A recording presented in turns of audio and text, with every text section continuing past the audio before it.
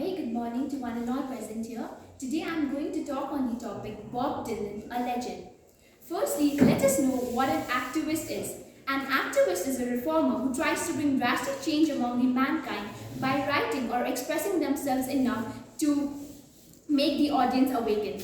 Activists use every nook and corner to present it in a more polished way to blend with the mankind. One such personality who inspired all of us was Bob Dylan, an American singer-songwriter, visual artist and author. Widely regarded as one of the greatest songwriters of all time, Dylan was a popular figure during the 1960s. During this period, his lyrics incorporated a range of political, social, philosophical and literary influences, defied pop music conventions and appealed to the increasing counterculture.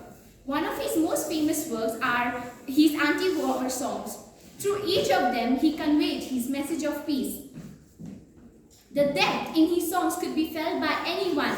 The way he manifested his works put up a clear show behind the realities of the warmongers, how lives are being sold in the name of glorification. Dylan once said, "Some people feel the rain, others just get wet," which clearly designates the people who put the gun on someone else's shoulder and shoot. Yes, the ruthless warmongers. One of his most famous poems is John Brown, written by him in October 1962. In this poem, it narrates a story about an American mother who sends her son John Brown to war. She is unaware about the realities of war. She thinks that her son might return home unharmed, but she is not aware of the fact that her son might never return home. She keeps on boasting about him and is proud about the fact that her son is going to return back home with medals. Her son does return back home, and that too, with a lot of medals. But what were accompanying those medals? His amputated arm, the scars on his face, and a metal brace supporting his waist.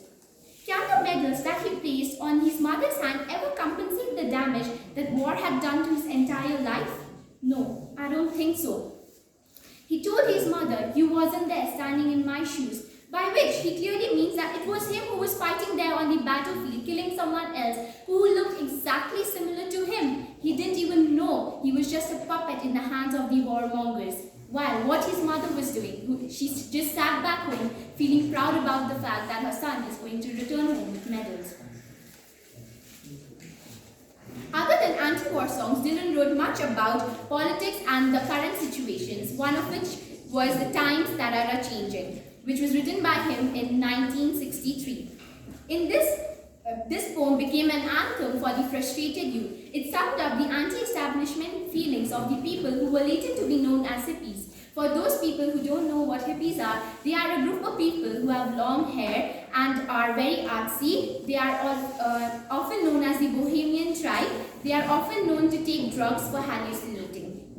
There are other songs written by Dylan which inspire us in many ways, like Masters of War, Two Soldiers, Black Riders, etc. On my personal opinion, these songs are a great way to reach the audience and convey the message of peace. There is no doubt that war is an evil one. It is the greatest catastrophe that can befall human beings. It brings death, destruction, starvation, butchery, and poverty, and ruins the economy of the country. Thus, Dylan is one of the most influential artists during the American folk music. He changed the way of music for the American folk music revival. He never contented himself from being the blowing in the wind guide. I would like to conclude by quoting that a country which prefers guns over flowers can enjoy the beauty of the flowers only in its graveyards. Thank you very much.